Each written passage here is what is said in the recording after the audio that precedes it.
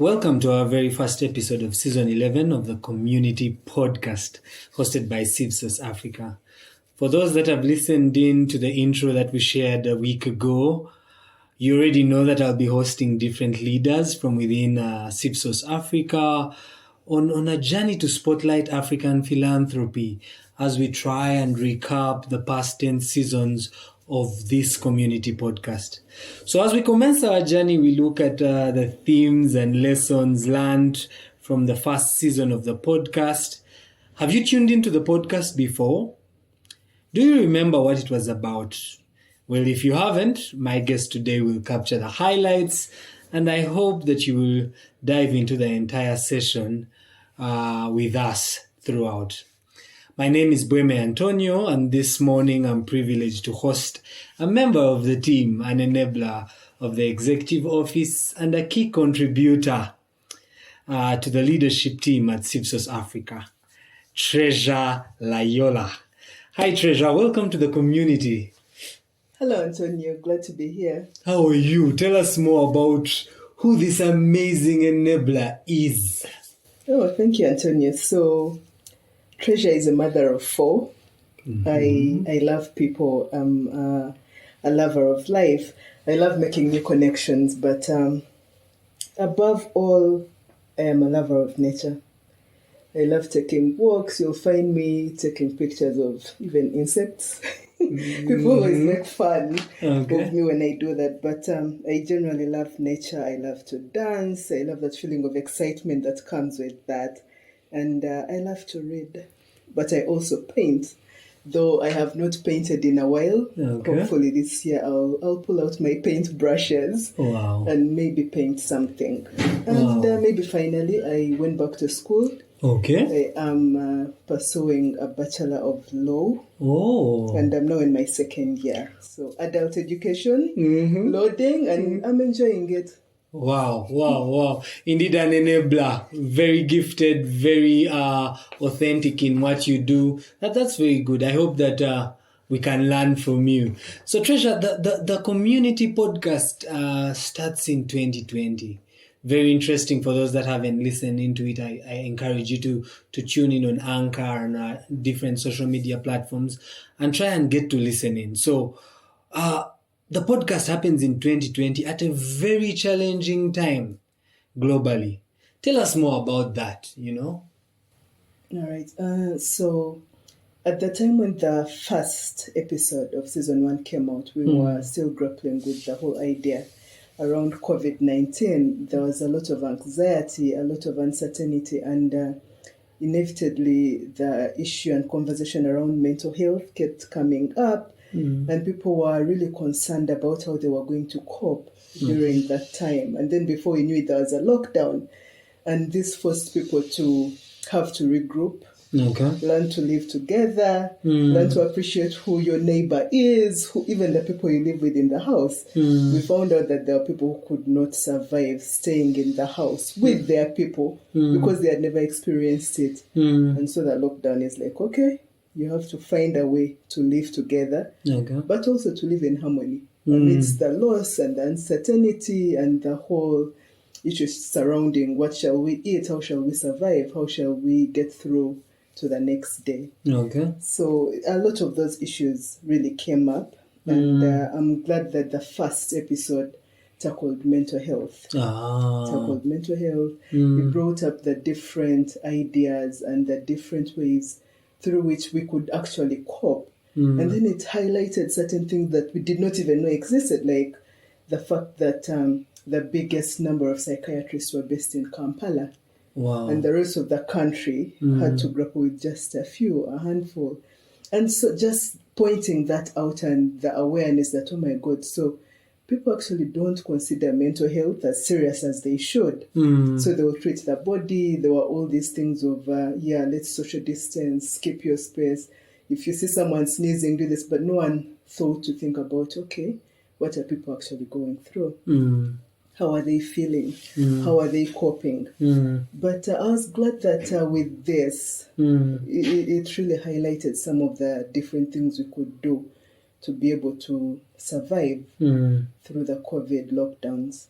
Wow. That's a very interesting episode. I remember the first episode hosted by our very own CEO, Jacqueline Asimwe, and she was hosting a very interesting member of the community, Rita Auma. You should check this out, get in and dive into episode 1 and all the episodes that come with season 1. Thank you so much, Treasure. So another thing that we see is, CivSource Africa did a few, we're passionate about gathering and collecting stories on giving and the different forms of giving in all their diversity in and around the continent. And so CivSource Africa did reports during the same season, I believe.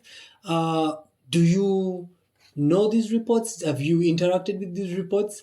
Well, for our listeners, definitely these reports are available to you, but just before you can rush to click onto them, maybe Treasure could share with us what are some of the outstanding features of giving back to community, of generosity, of philanthropy that were captured in these reports. Yes, thank you, Antonio. And I am familiar with the reports. There were several, and they are up on our website. I really hope the listeners can take the time and go read through the amazing stories that were shared there. And for me, it was an amazing feeling. It felt like a gift. People actually giving back. Yes. So we see people from the private sector, people from government, and even informally, people in families, people are reaching out to each other. And this report actually highlights some of those stories. And it's even titled Stories of Giving in the Time of Coronavirus Pandemic in Uganda. So CivSource went around gathering those different stories from the different parts of the country. And if you read through, you'll find some of the most amazing givers out there, from teachers to religious leaders to even the corporate world. Banks were giving to schools, giving masks, giving desks, just so that children could be able to go back to school and get through the whole social distancing thing. So the desks are there, the masks are there, the different things that were given. But some of the features that stood out for me from these reports were the fact that this was a community-driven initiative. People were not forced, they were not coerced. They willingly came out and decided to do something for their people. It was collective. It was collective. It wasn't segregative, like, okay, we're only going to receive something from this group of people. It was laid out, and it was like an even play field. Everyone was able to come in and give what they could. Yeah. Oh, that's very interesting. So season 1 builds up on, the COVID-19 pandemic, the times and the seasons that we were going through then. It sounds like it was yesterday, but we see how fast we've moved on.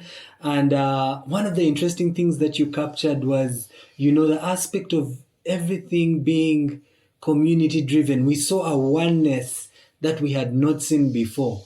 And that is very key, a very key feature for us at CivSource, because we believe that, together as a community, there is so much that we can do, but individually, you may not be able to reach as far as we could reach as a collective. So those are very key things that you've shared right there, Treasure. So again, African philanthropy and the forms of giving that we have in the African society are very different. From the entire season, as you recap it, what do we learn about the African forms of philanthropy from season 1 of the podcast? Okay, we all are aware that African forms of philanthropy are diverse and complex in nature, but we also can't run away from the fact that philanthropy is deeply rooted in who we are as Africans, as in our culture and everything that we do. So we'll always see families and communities getting together, and from way back, right from when we were growing up. I remember my grandmother often told me, you cannot visit someone's home empty-handed, regardless of who they are, whether they have what they have. That was deeply rooted in who we are. Wow. First as a family, but also as individuals. Mm. You never go to someone's house empty-handed. Wow. And she would also say, if someone comes to your house, they should not leave without having something. Okay. So she would say, I don't care if you don't have juice or passion fruits or soda, give them water. Wow. But don't let someone leave your house without having something. So when we think of philanthropy, there are many different ways through which we did and we are probably still doing. And maybe we believe as time goes on, we'll learn to appreciate that we are givers. We give all the time in different ways. Wow. Yeah. Wow, that's very, very interesting. The aspect of collaboration and partnership. What would you say about that? Okay, I think this would stem from given the limited resources that we always have to work with, the infrastructures that we have in our countries. Sometimes it may not be as easy or come off as possible as we would want it to. But we often believe that if you can reach out, or if someone can reach out to you, then you can be able to build something. Of course, starting from trust. You need to trust them. They need to trust you, because no one wants to collaborate with someone they cannot trust to give what they are giving. So first, build the trust, build the relationship, and then you're able to collaborate successfully and achieve much more. Okay. So thank you very much, Treasure. This is a great recap. I know you've highlighted the episode on mental health because that was a very unique one. But I know that season 1 is a deeply rooted season in terms of the diversity of giving and the different aspects of generosity, more so during the emergence of the COVID-19 pandemic. I really, really invite our listeners to tune into that season 1. It's available on all our social media platforms at CivSource Africa and listen into what birthing in crisis looks like, what it means for us to collectively come together and give towards a common good. Any parting shots for us, Treasure? Yeah, maybe just to highlight that the step to getting better when you're dealing with mental health is the choice is in your hands. You need to make that choice to want to do for you. Yeah. Wow. Very, very interesting recap of the season 1. Definitely looking forward to listening in again and just finding out what more the community podcast has. So thank you so much, Treasure. It's been a pleasure hosting you today. Any words to our listeners about season 1 and what you think was the highlight and what they can look forward to? I invite them to listen. They really need to listen to those stories, to those different experiences.